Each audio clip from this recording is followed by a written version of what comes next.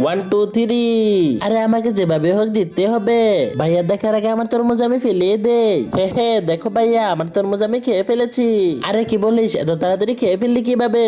আরে ভাইয়া তোমার জানার দরকার নেই, আমি আগে খেয়েছি, আমি বড়টা নেই, তুমি ছোটটা নাও। যা রাজু তুই চিটিং করেছিস, কি আর করবো, এটাই নেই। আরে অনেক কিছু তো করলাম এই ডিমটা পাওয়ার জন্য।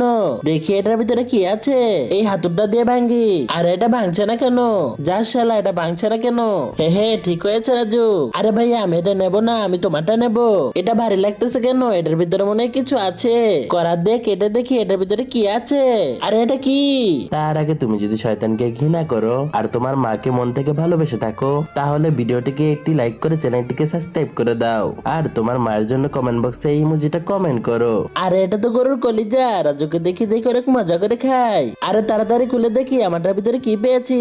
আরে দেখো ভাই, আমি মুরগির রান পেয়েছি, এখন আমি মজা করে খাই। আরে